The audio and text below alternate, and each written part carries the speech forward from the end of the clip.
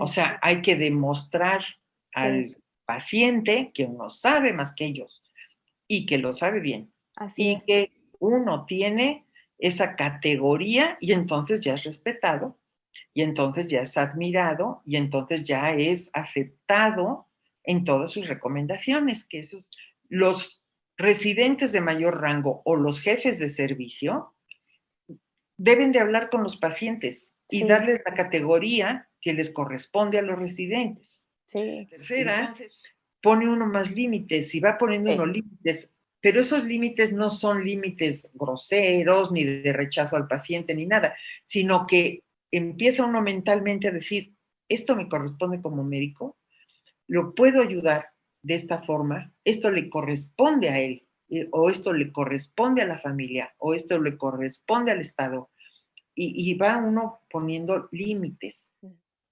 Hola, bienvenidos a una nueva entrevista. Muchas gracias por acompañarnos hoy después de un breve descanso, pero hoy tenemos una extraordinaria invitada, una doctora realmente ejemplar. Ella es la doctora María de la Luz Casas. Muchas gracias por acompañarnos, doctora. Pues al contrario, yo estoy encantada y encantada de volverte a ver, porque ya teníamos algún tiempecito de no vernos. Exacto. Pues la doctora Casas es una absoluta autoridad en bioética. Ella es médico general, es hematóloga y es además doctora en ciencias con el enfoque de bioética. Sus contribuciones en bioética han sido innumerables. Entonces, el objetivo de la plática del día de hoy es un poco que ella nos platique cómo llegó a este camino, cómo encontró su profesión y su gran pasión en la bioética, que nos pueda poner un poco, un poco al tanto de cuál es la relevancia de este campo para todos los que nos estén viendo, que estén interesados. Y vamos a platicar también, además, con ella, que es la absoluta experta acerca de la relación médico-paciente, cómo se ha vuelto compleja alrededor de los años con pacientes que a veces tienen, pues no sé, desconfianza o que generan miedo con el personal médico o nosotros sentimientos hacia ellos. Y bueno, esta plática va a ser muy, muy relevante. Entonces, si pudiéramos empezar, doctora, nos pudiera platicar un poco de dónde usted es originaria y por qué quiso estudiar medicina. Pues mira, yo nací en el Distrito Federal, en la Ciudad de México. ¿Y por qué quise estudiar medicina? Pues la verdad es que desde chica quise ser médico. Nunca quise ser otra cosa más que médico. No sé por qué. O sea, realmente yo creo que eso es una vocación, porque no tengo familiares médicos ni nada. En mi familia no hay médicos. Pero bueno, yo ya tengo bastantes añitos y cuando yo era chica, mis muñecas eran de trapo. Y entonces yo les pintaba con lápiz de labios un corazoncito, un hígado, Ah, así, y los cosía y los descosía. Y entonces siempre jugaba a la doctora. Y pues yo quería ser doctora y eso fue lo que siempre me encantó, porque a mí realmente la relación médico-paciente, la cirugía me fascinó. Yo hice 2 años de cirugía de tórax, oh, pero wow. ya no terminé, me faltó un año y no terminé ya la residencia. Pero a mí siempre me encantó el área médica y pues poder ayudar a las personas. Y yo creo que esa parte, podríamos decir, altruista, pues es parte de la vocación de todos los médicos. Entonces, Sí. estudié medicina porque eso desde chica era lo que yo había querido y afortunadamente, pues ingresé en ese momento a la mejor universidad que había, que era la UNAM, y pues estudié en la UNAM. Soy egresada de la UNAM. Qué interesante. Eso fue una vocación realmente en su caso, ¿no? Pues yo creo que sí, porque te digo, no tengo familiares médicos, Bien. ni ninguna otra, podríamos decir, empujoncito que me hubieran dado de algún tipo emotivo, ¿no? No. Ahora, si nos pudiera un poco platicar, ¿qué es exactamente la bioética? ¿Qué es a lo que se dedican y cuál es la relevancia de la bioética hoy? Pues mira, realmente la bioética no solamente es relevante, es necesaria, porque hace recordar nuevamente, y no solamente desde el punto de vista argumentativo y emotivo, sino también desde el punto de vista jurídico, la obligación moral y la obligación práctica que tenemos todos los médicos de actuar éticamente.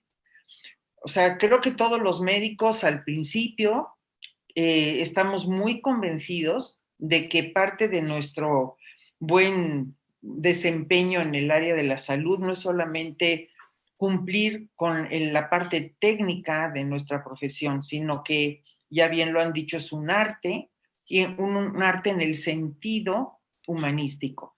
Y pues realmente esa parte, pues la mayoría de los médicos lo tenemos muy bien sentado, ¿verdad?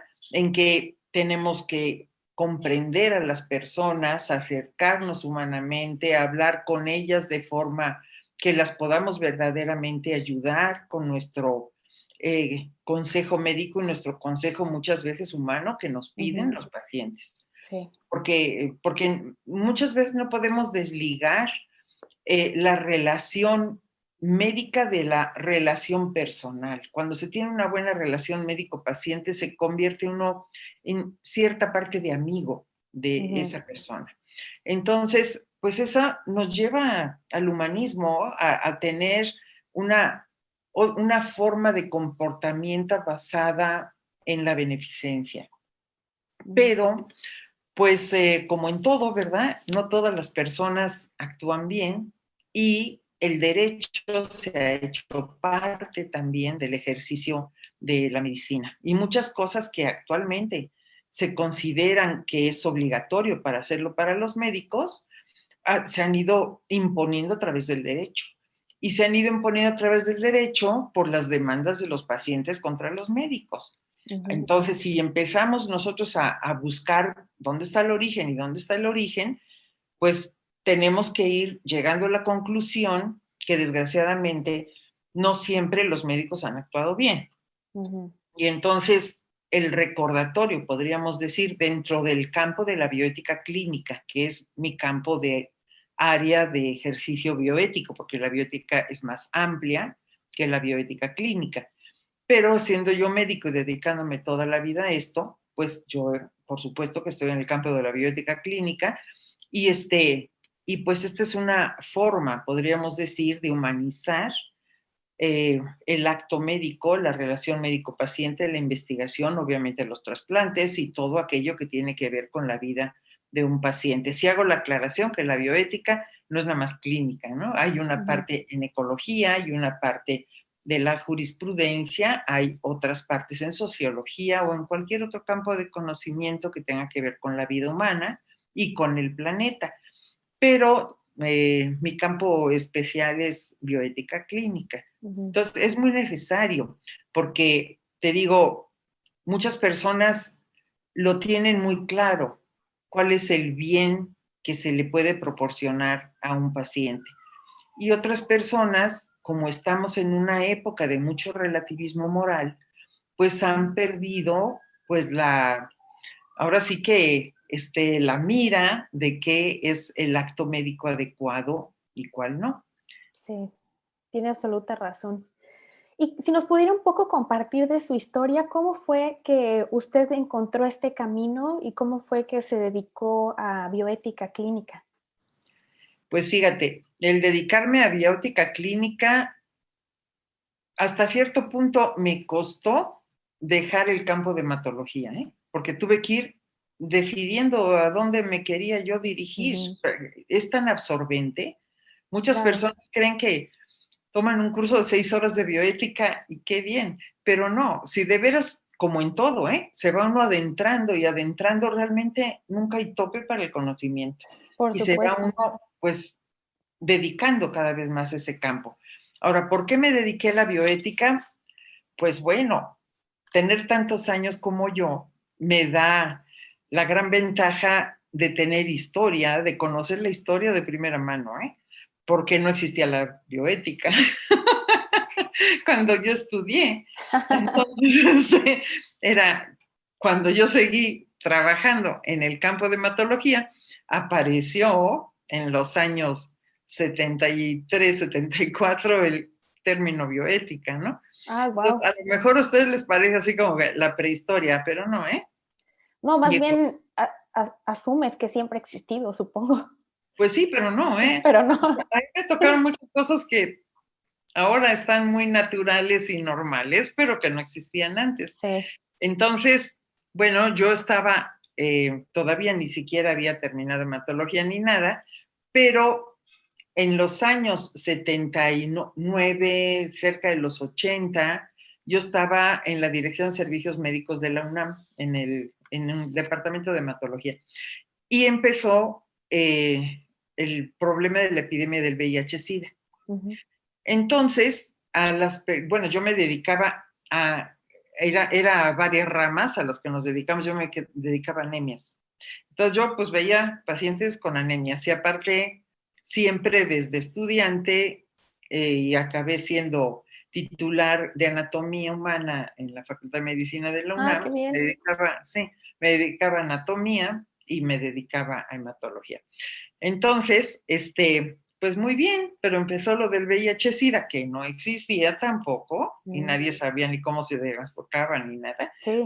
Y pues afortunadamente me tocó el primer caso de VIH reportado en la UNAM, porque infectología convocó a hematología para que viéramos un caso muy extraño, ¿verdad? Que resultó ser el primer caso reportado de VIH.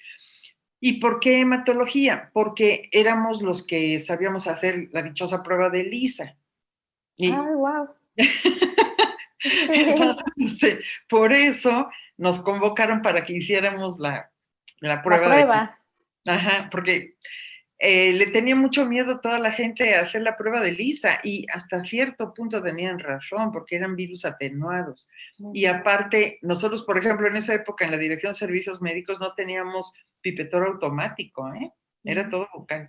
¿A poco? Entonces, sí, Qué padre. sí, suena prehistoria, pero así fue, ¿no? Ujú. Entonces, bueno, se diagnosticó y empezamos a estar en el área de VIH-Sida y pues claro, me enfrenté con problemas en la sexualidad que pues no había yo tenido mucha oportunidad de explorar, porque más del 96% de la población VIH positiva de la UNAM son homosexuales o bisexuales, son por el campo de sexualidad.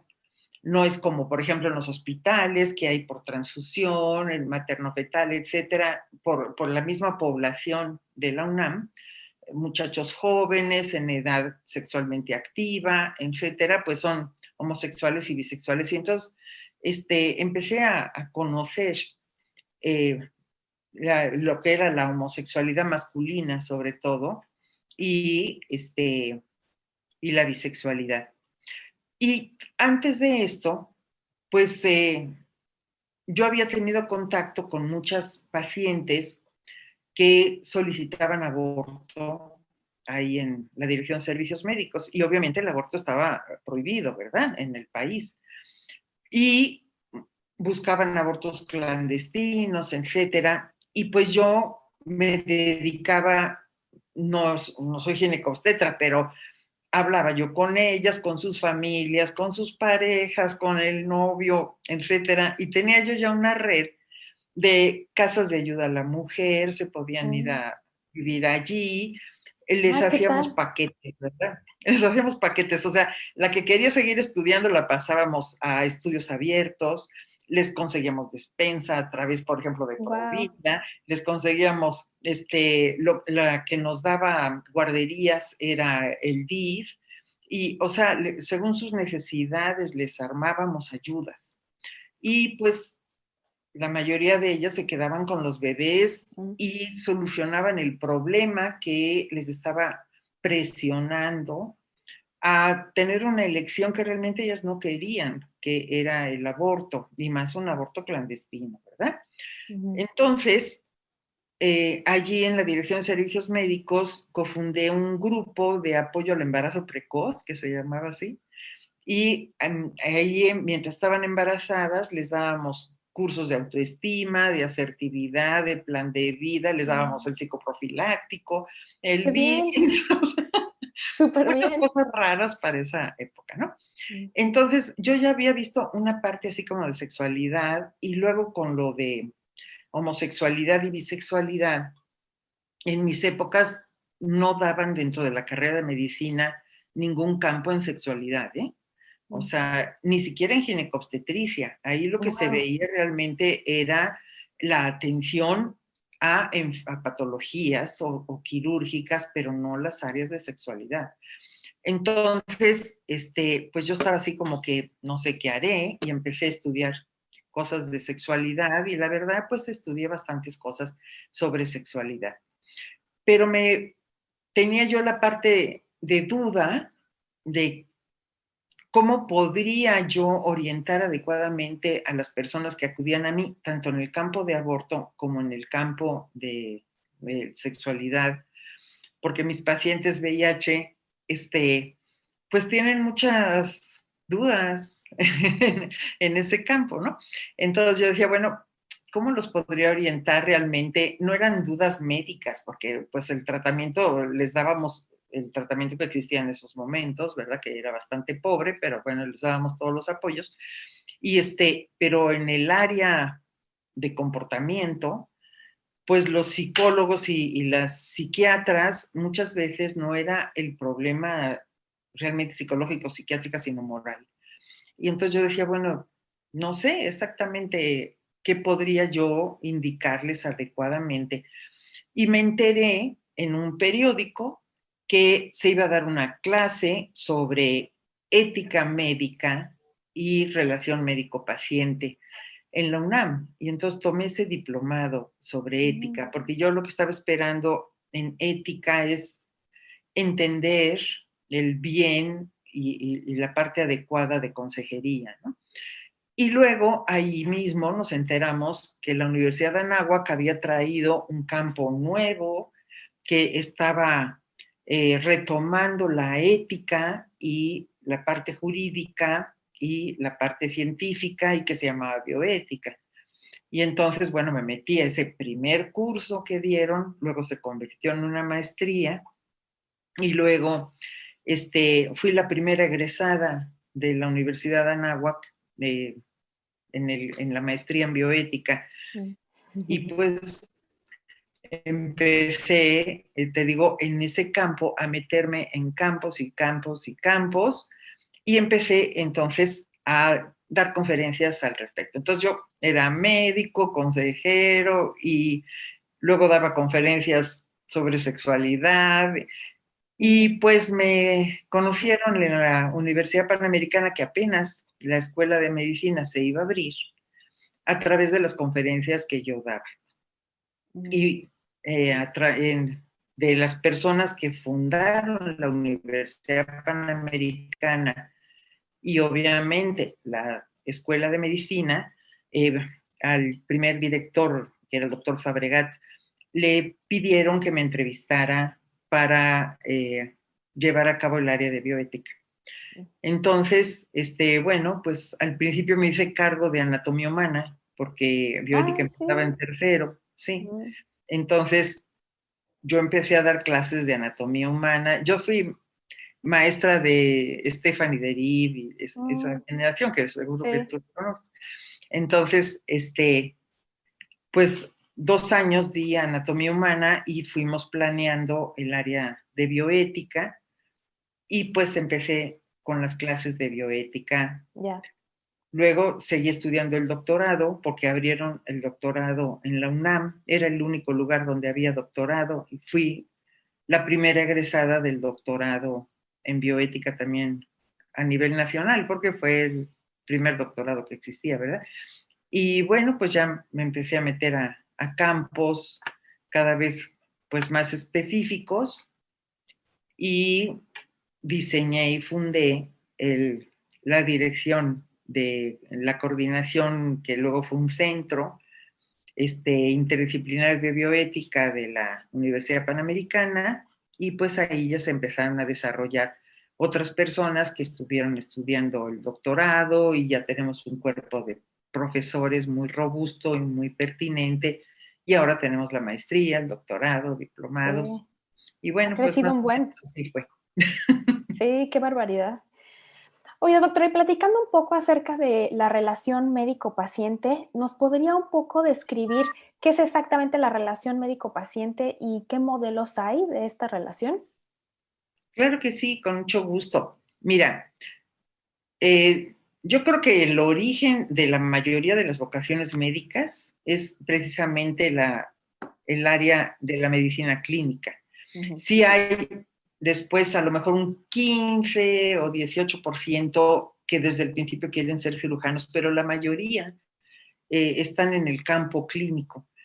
Y esto, pues obviamente tiene que ver mucho con una vocación, como te digo, de respuesta humana. Ujú. Porque como yo lo he dicho muchas veces a mis alumnos, tiene que haber una diferencia entre el estudio de la medicina humana y la medicina animal. Porque también, o sea, si tú lo que quieres es ver cómo funcionan los organismos y conocer todas las bases de funcionamiento orgánico y todo, también lo puedes hacer desde la veterinaria y realmente hasta más amplio, ¿verdad? Pero tiene que haber alguna diferencia por la cual escogieron el área humana y no la veterinaria, ¿verdad? Y Ujú. tiene que ser a fuerzas porque esa capacidad de ayuda, esa necesidad, yo digo, que se tiene en la vocación de ejercer, se realiza a través del humano con el humano, o sea, de actos entre humanos.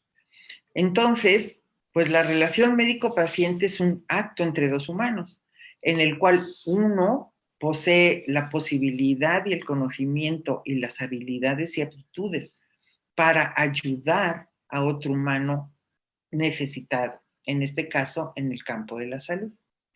Entonces, lo que nos hace parejos en la relación médico-paciente es que los dos somos humanos, en Ujú. que los dos tenemos un nivel, podríamos decir, de interacción, tú, yo, un nivel de interacción que nos hace reconocernos como semejantes y que por lo tanto queremos, así como nos tratan a nosotros, tratar a los demás, o sea, tener un intercambio de semejantes. Y por otro lado, pues ahí estamos parejos, ¿verdad? Pero por otro lado hay un desbalance, ¿no? En que una persona tiene un conocimiento que el otro no tiene. Que esto es normal en gran cantidad de las profesiones, ¿verdad? Pues eso, Claro.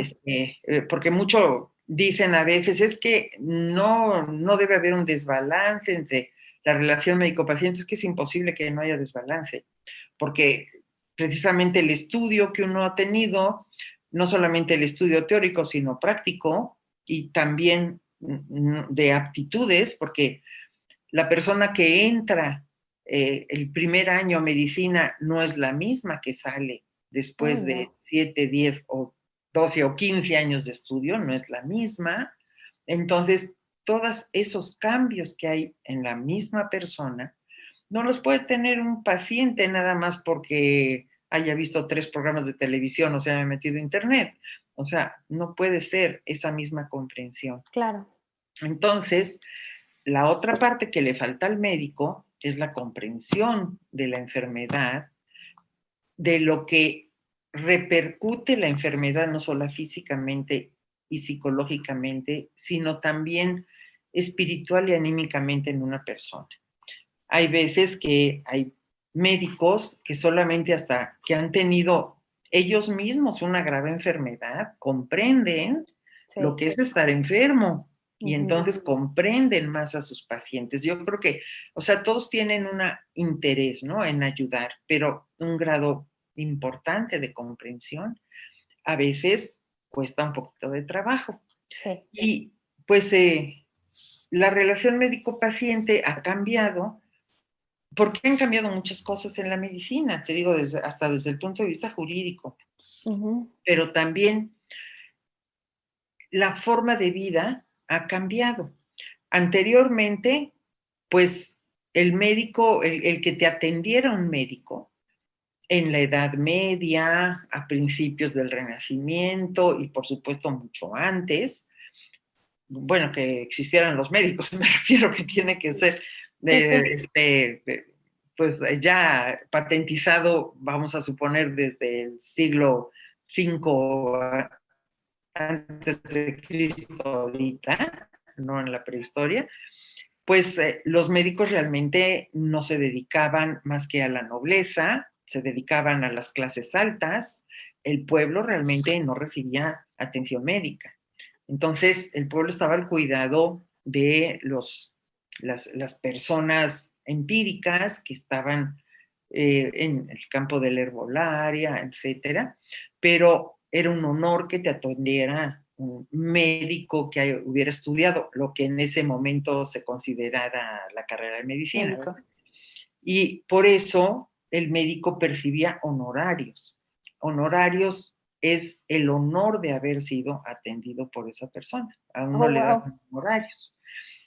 Entonces, era un honor que ser atendido por un profesional como ese.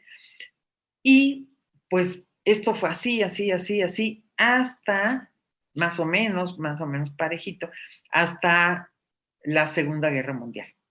Entonces, en la Segunda Guerra Mundial, en Alemania, empezaron el diseño de atención social a las poblaciones, llámese ahora seguridad social o atención generalizada de cobertura de salud, porque se necesitaba que los países salieran adelante a través del trabajo de su población.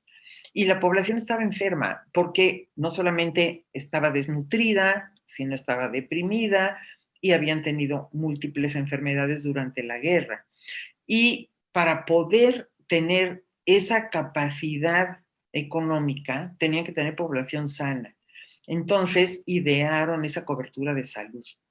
Y entonces los médicos, en lugar de dedicarse al paciente uno a uno, que lo veían en su casa, en su consultorio, y realmente era un paciente uno a uno, empezaron a verlos en lugares llamados ya hospitales como tales de salud general, y los médicos empezaron a tener un sueldo, y a los médicos ya no se les daba un, un honorario, sino un salario. Y el salario es la forma de decir antiguamente que se les pagaba a los esclavos con un puñito de sal, aparte de las pocas Wow. monedas que se le daban. De ahí viene el salario, porque ya no eran, podríamos decir, profesiones hasta cierto punto libres, sino que estaban bajo un régimen que antes no existía, que era un régimen de contrato.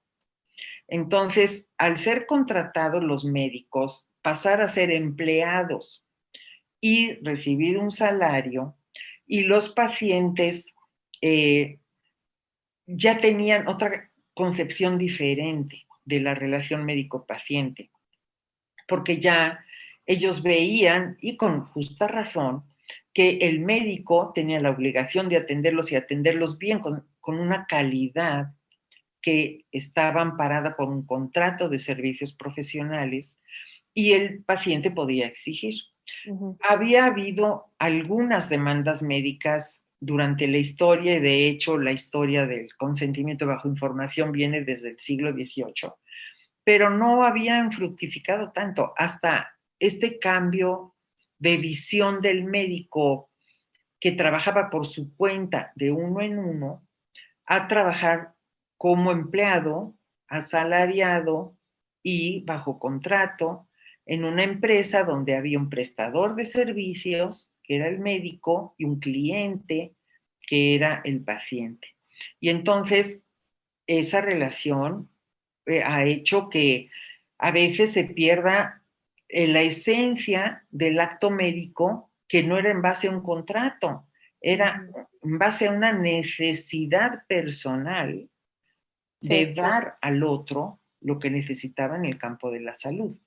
Y al paciente, en lugar de sentirse honrado de que un médico lo atienda, pues ha ido cambiando en muchos de ellos la idea de que es su obligación y a de dar, bueno, sí es verdad, ¿verdad? Dar un servicio de calidad, pero más como tipo obligación.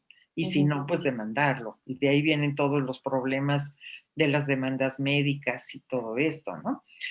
Entonces, sí, ha ido cambiando. Y con los medios masivos de comunicación, pues cada vez hay personas más informadas en la sociedad, a veces mal informadas, ¿verdad? Pero hay Sí, personas así es. informadas. Sí, más que en la antigüedad. Yo me estoy refiriendo a la historia, pues. Entonces, hace 100, 200 años no tenían ninguna idea de la ciencia ni de cómo se trataba algo, pero ahora gracias a pues todas las tecnologías modernas de comunicación, muchos pacientes están informados, no es que tengan realmente un conocimiento, pero tienen cierta información que pues hace que actualmente ganar el respeto de un paciente ya no es nada más por el estatus de ser médico y traer bata blanca, porque anteriormente el decir soy médico y si lo veían uno con bata blanca es bueno, así como que se les aparecía de repente un ángel, ¿verdad? O sea, tenía una categoría muy especial que yo digo que sigue siendo en gran parte. Pero en general, ahora se gana, ahora sí, como se dice, por autoridad, prestigio. O Sí, sea, hay que demostrar sí, al paciente que uno sabe más que ellos y que lo sabe bien así y es. que uno tiene esa categoría y entonces ya es respetado y entonces ya es admirado y entonces ya es aceptado en todas sus recomendaciones, que eso es lo que tiene que pretender el médico, ser aceptado en las recomendaciones porque es muy importante no desbalancear en el sentido humano la relación, pero sí en el sentido profesional, y para que el paciente acepte pues cosas que a veces son difíciles de aceptar para los pacientes y que si no confían en el médico a través de ese prestigio que gana con su propia actividad profesional y ética, pues no la va a tener. Ujú.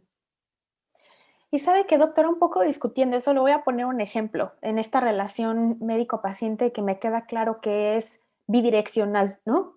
Porque Ujú. son dos partes, ¿no? ¿Qué es Sí. lo que pasa, por ejemplo? Algo que me pasaba mucho a mí y todavía me pasa, pero sobre todo siendo residente, era que pacientes, por ejemplo, me veían y decían, no, se ve muy joven, ¿usted es la infectóloga? ¿No? Y simplemente a lo mejor tu apariencia, pero sobre todo la edad, siendo médico residente, genera mucha desconfianza, ¿no? Entonces, el paciente de verte ya tiene desconfianza sembrada.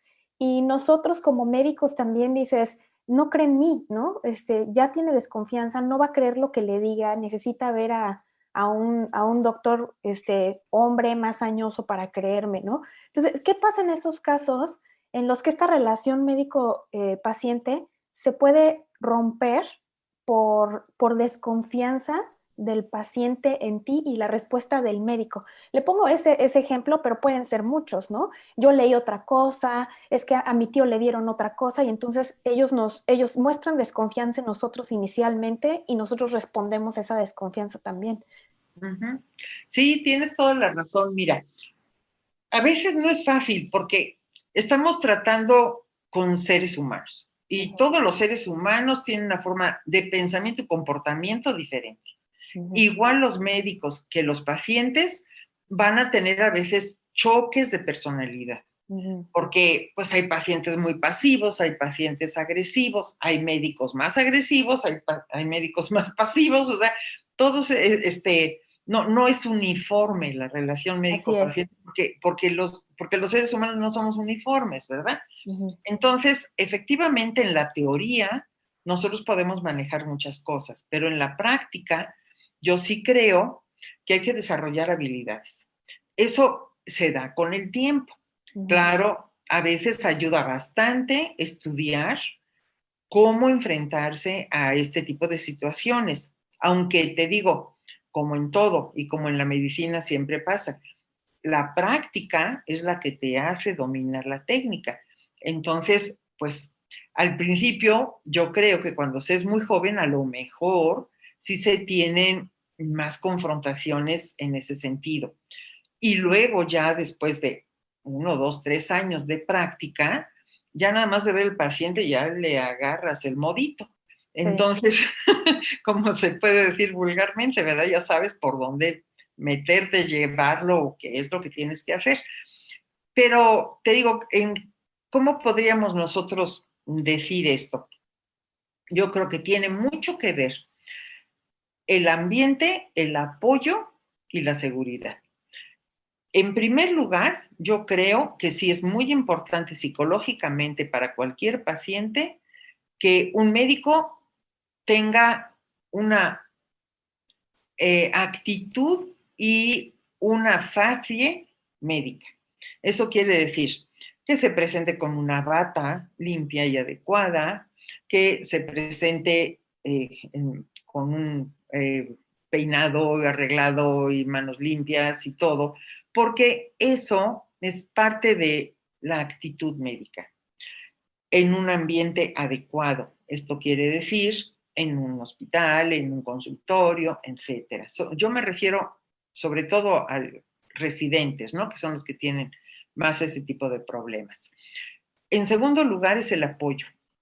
Los residentes de mayor rango o los jefes de servicio deben de hablar con los pacientes y Sí, darles la categoría que les corresponde a los residentes. sí, Entonces, cuando entra uno con el médico tratante debe decir, el doctor fulano de tal o la doctora fulana de tal va a estar a cargo de usted, es una persona muy competente y ella tiene toda la responsabilidad de atenderlo, de decirle, bla, y usted se puede referir a él. Bla.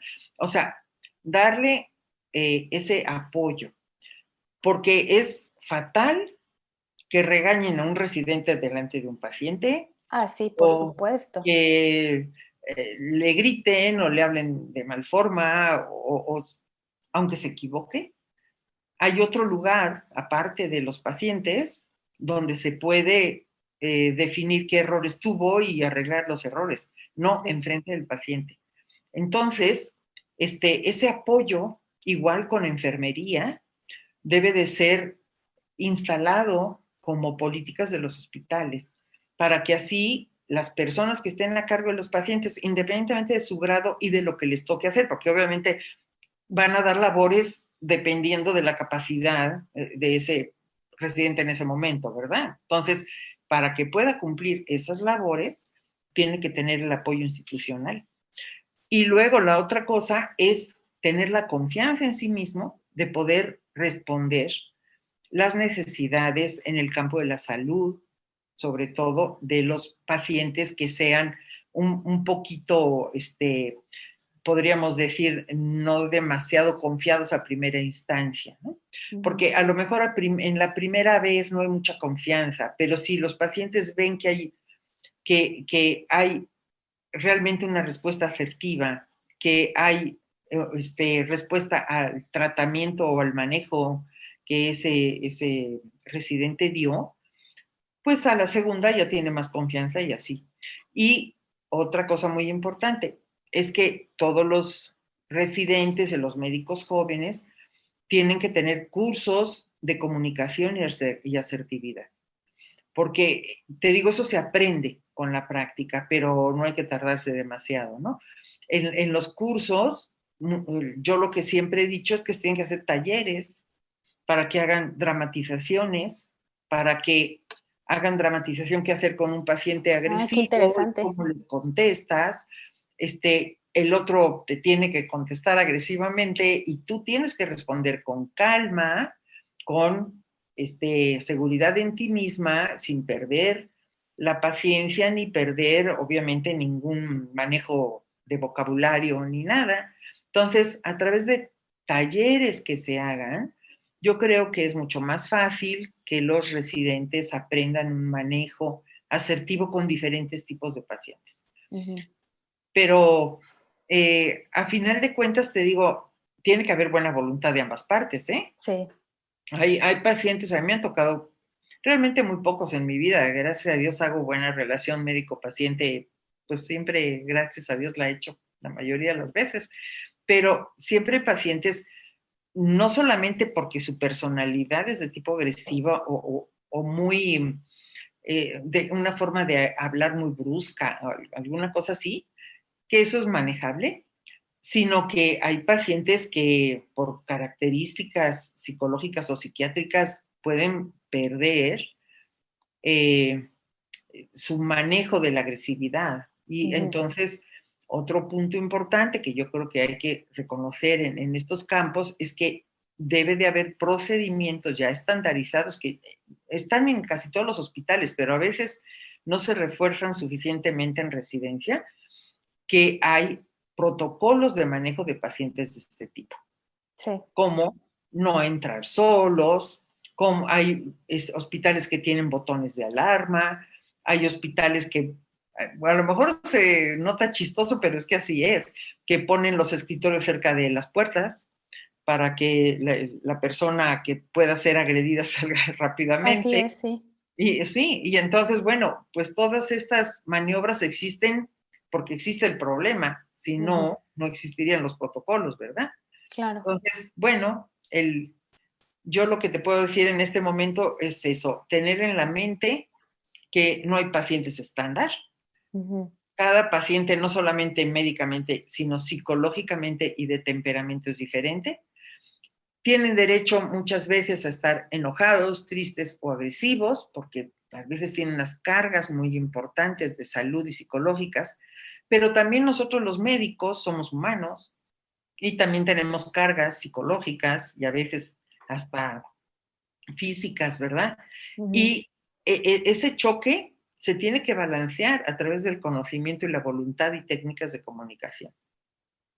Y ahora, por ejemplo, ¿qué pasa en pacientes que, por ejemplo, sí faltan al respeto al equipo médico o o el equipo paramédico? Que sí, francamente, hay una falta de respeto.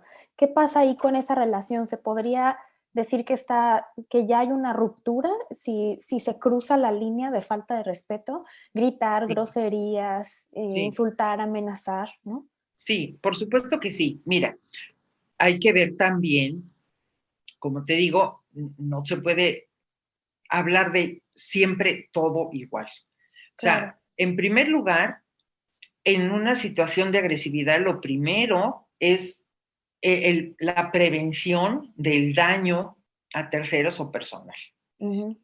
Sí, Ahora, eso, ¿cómo lo podemos nosotros en ese momento dilucidar? Bueno, vamos a suponer en un momento, o sea, de agresión así tremenda, pues sí, es eso, prevenir los daños.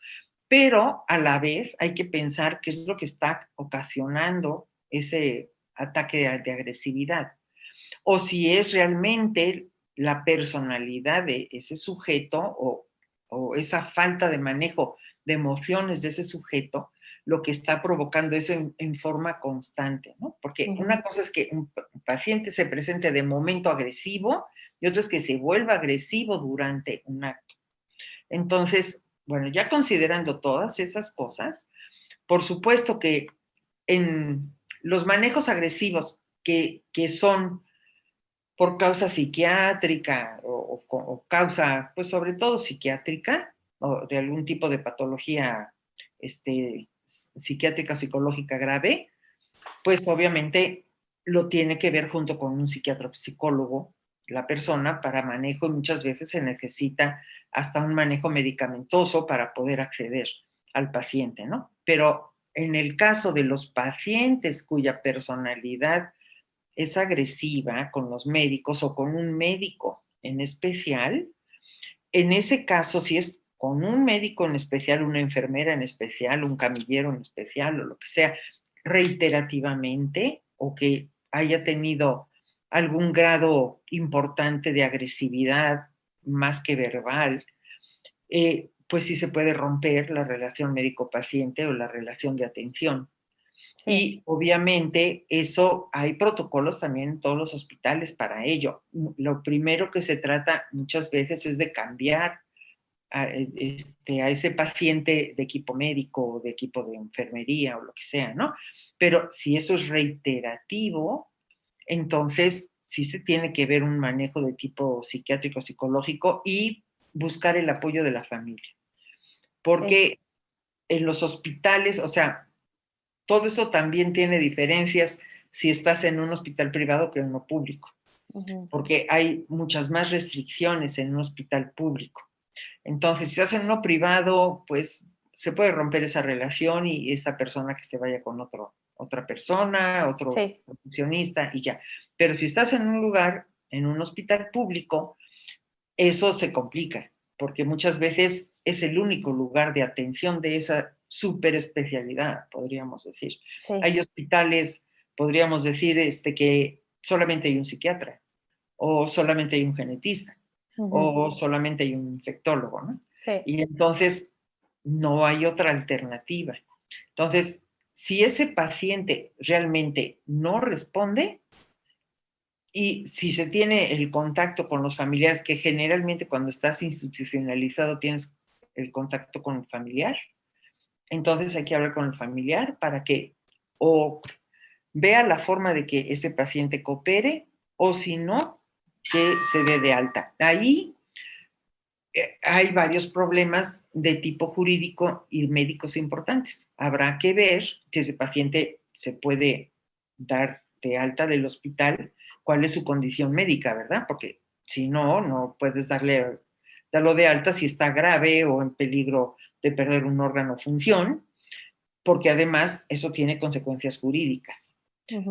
La otra es que pida, o sea, jurídicamente, ¿cómo se hace? Pedirle el alta voluntaria, porque eso quita a la institución, le quita la responsabilidad. Pero la presión para alta voluntaria no es jurídicamente aceptable tampoco, ¿verdad? Entonces se llegan a problemas jurídicos y todos los hospitales, especialmente también los gubernamentales, tienen un área de trabajo social y un área jurídica. Y entonces presentar ese caso pues nos lleva muchas veces a poder manejar esos casos mejor. Sí, es un problema serio porque, por ejemplo, en España es el país en toda Europa de más agresiones de pacientes a los médicos, pero agresiones físicas, o sea, no solamente verbales, se han matado a varios médicos, los pacientes, y ha habido manifestaciones y todo para, por ese tipo de agresividad de los pacientes contra los médicos. Entonces, sí existe esa posibilidad. No digo que sea frecuente. Yo creo que aparte de los casos psiquiátricos, la mayoría de los problemas se pueden solucionar a través de una buena comunicación, a través de que el equipo todos funcionen en el plan de no perder la serenidad, de evitar los daños, de tener quizás la presencia, como marcan los protocolos, de alguien de seguridad allí, que nada más para que vea a la persona que no están dispuestos a las agresiones mayores, etcétera, y sentar precedentes. Si en el momento la persona empieza a ser agresiva, decirle, vamos a dar un momento de descanso para usted mismo, lo dejamos en el consultorio 15 minutos, 20 minutos, amablemente podemos regresar con un café, con un vasito de agua, para que se vea la actitud conciliatoria, ¿verdad? Y decirle, mire,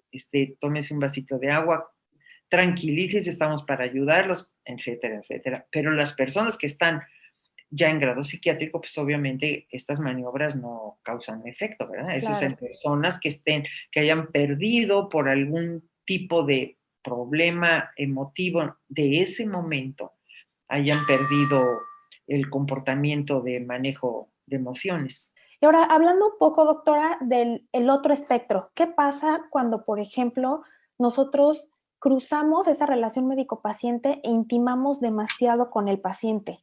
Es decir, a lo mejor seguimos haciendo nuestra tarea médica, pero nos compenetramos de tal manera que hasta cierto punto podemos ser sesgados porque queremos lo mejor para ellos, ¿no? Es decir, nos llevamos con ellos, nos sentimos mal por ellos, sufrimos con ellos, les donamos sangre, les pagamos sus tratamientos, cosas que sí pasan también y muy frecuente, ¿no? ¿Cuál es la implicación cuando una relación médico-paciente se va del otro lado? Claro. Mira, se llama círculo perverso de la relación médico-paciente. Y es bastante frecuente. Y yo creo que sí. Y eso, te digo, se va aprendiendo.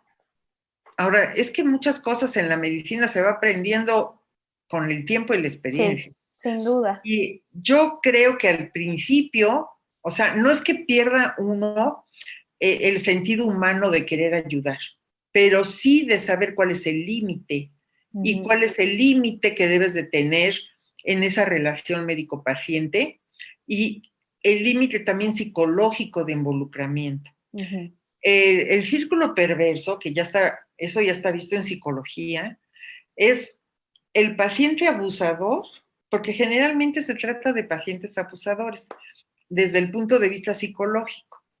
Entonces, es el paciente abusador al cual el médico se considera el salvador.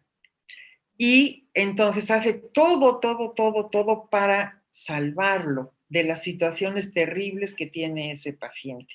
Y como tú dices, le compra las medicinas y lo lleva al laboratorio y le habla por teléfono si no viene a la cita. Y si no viene a las citas, lo va a ver a su casa a ver si qué le pasó y habla a los familiares.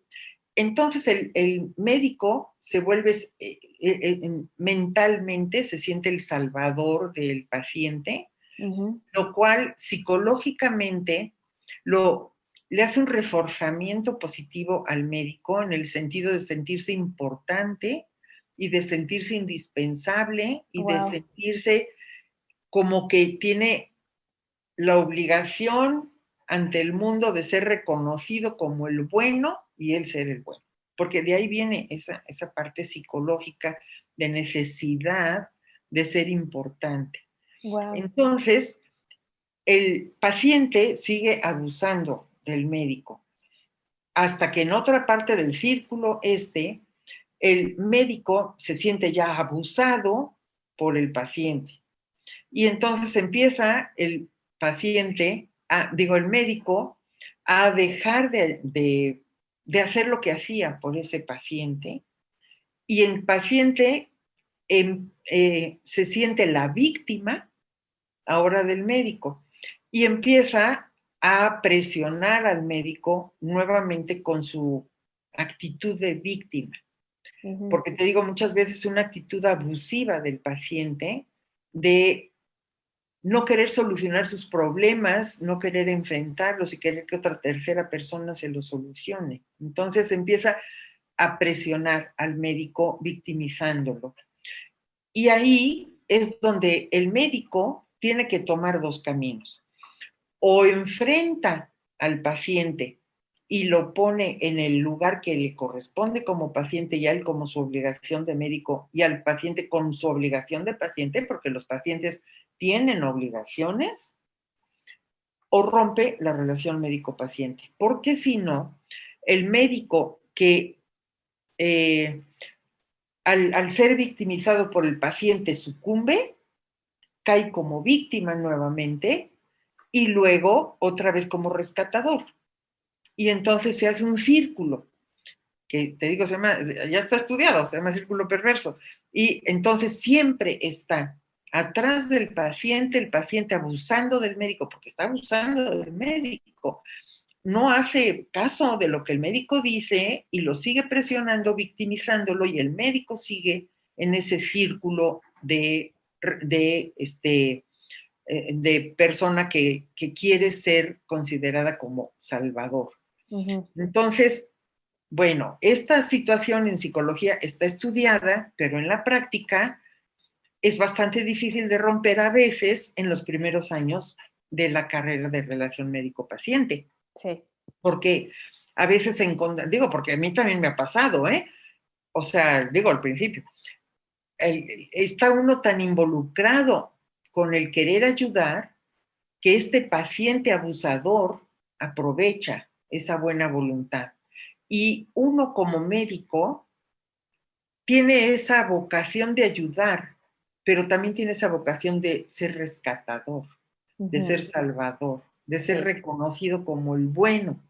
Entonces, eso es parte de la personalidad del médico, no es mala, pero es parte de esa personalidad. Entonces, cuando encuentras ese paciente que le agarra el modo al médico, pues va abusando de él. Ahora, con una o dos pacientes que pasa esto, a la tercera pone uno más límites y va poniendo unos límites pero esos límites no son límites groseros, ni de rechazo al paciente, ni nada, sino que empieza uno mentalmente a decir, esto me corresponde como médico, lo puedo ayudar de esta forma, esto le corresponde a él, o esto le corresponde a la familia, o esto le corresponde al Estado, y va uno poniendo límites.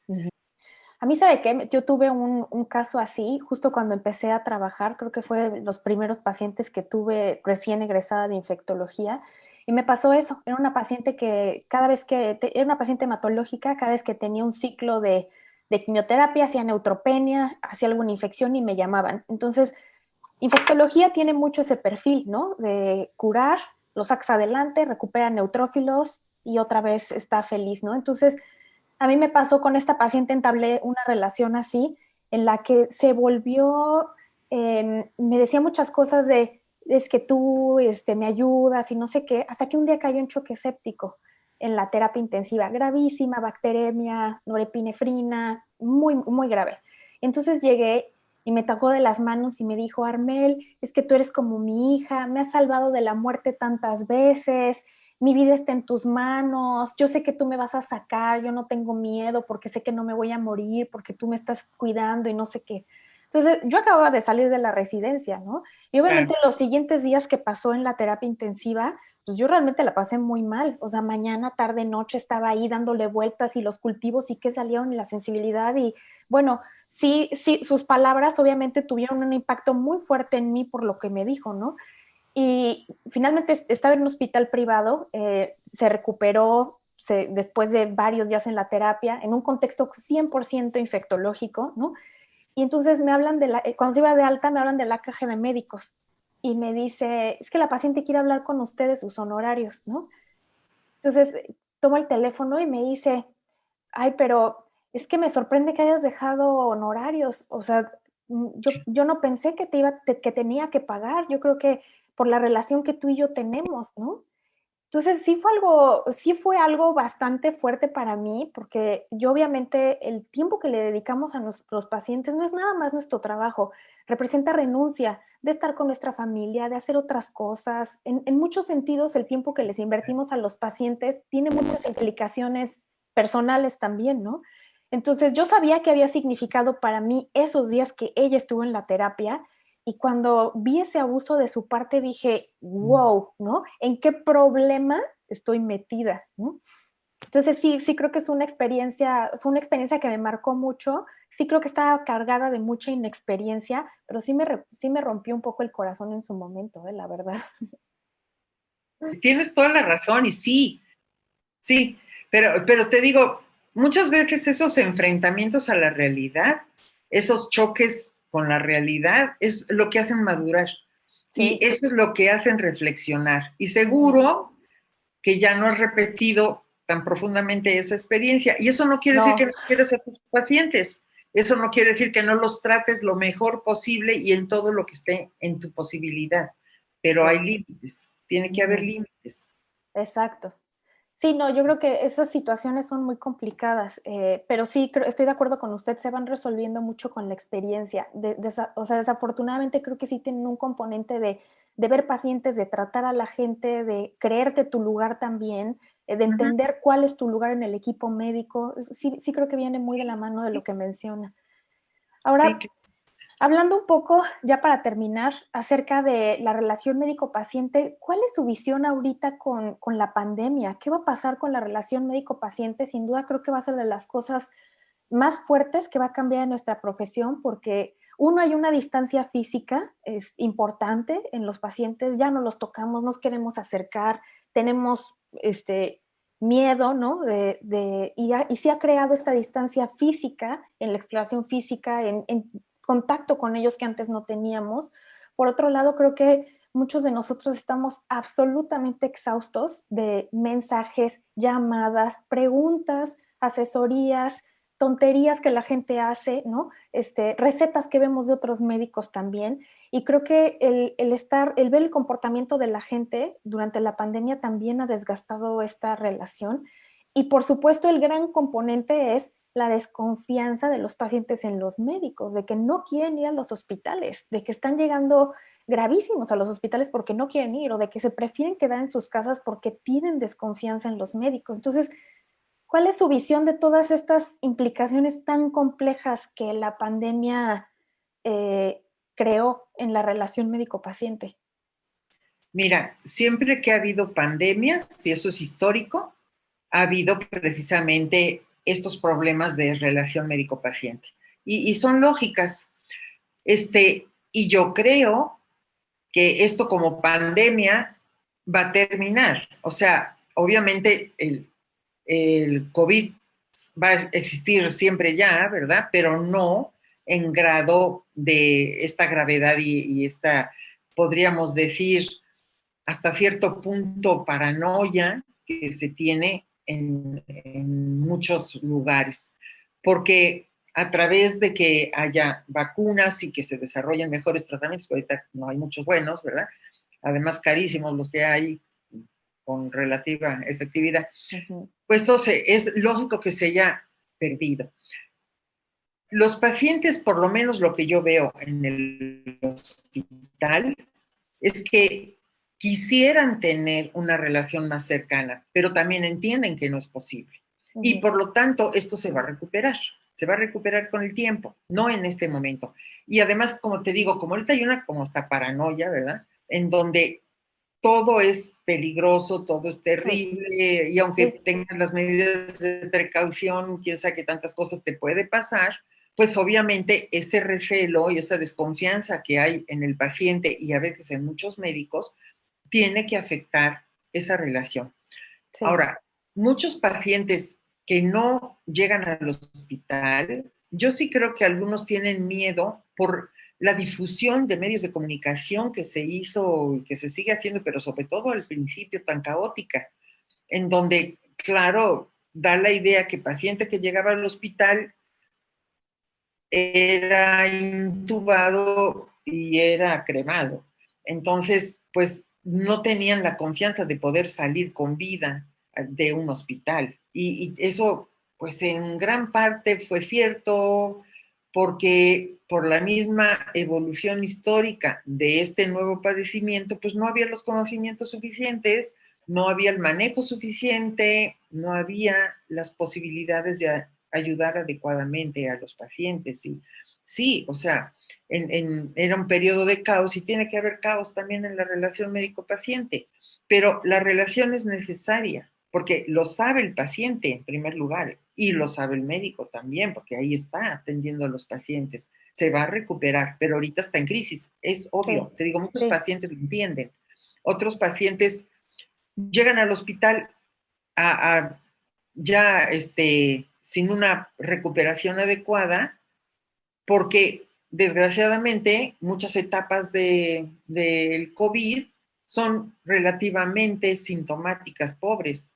Entonces, si estuvieran desde el principio con una insuficiencia respiratoria severa, con una insuficiencia renal severa, llegarían antes, ¿verdad? Con los síntomas, pero como esto se evoluciona sintomáticamente pobre, pues entonces llegan al hospital, como tú lo sabes, pues ya en una situación bastante crítica. Pero el paciente siempre va a querer que el médico tenga, no solamente que lo cuide, sino que sea humano con él. Y el médico quiere ser humano con el paciente. Entonces esto se va a recuperar y se ha visto en muchas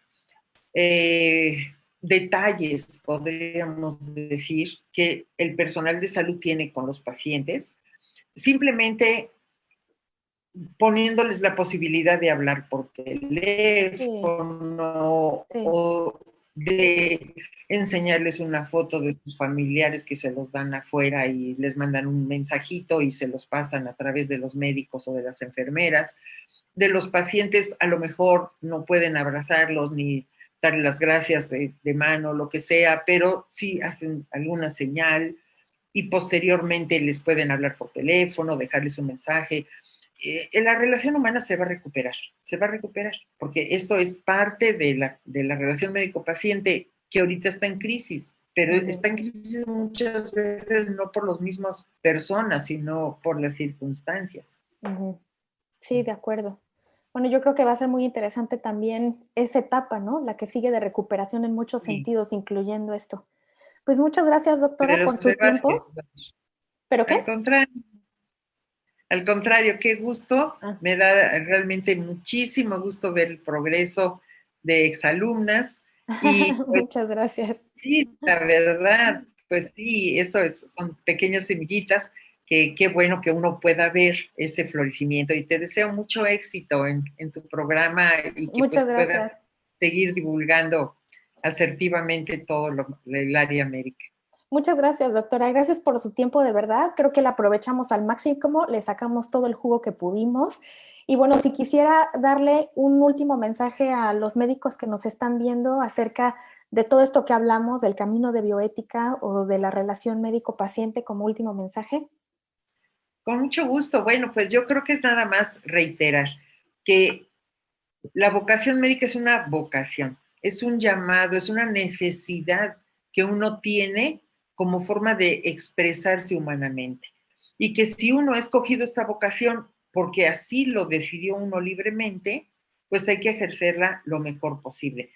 Obviamente, desde el punto de vista del campo de científico que uno se dedique, pues dando lo mejor, te digo, es parte de esa vocación de servicio, que si no, uno mismo se quedaría frustrado. Entonces, para quedarse satisfecho con uno mismo, hay que comportarse humanamente, ser amigo de los pacientes, con el límite que dijimos, una amistad que no caiga en un círculo negativo para los dos. Qué interesante. Sí. Pues muchas gracias, doctora. Que esté muy bien y gracias por su tiempo de nuevo. A ti, muchas gracias y Hasta muchas luego. felicidades. Hasta pronto. Gracias. Bye.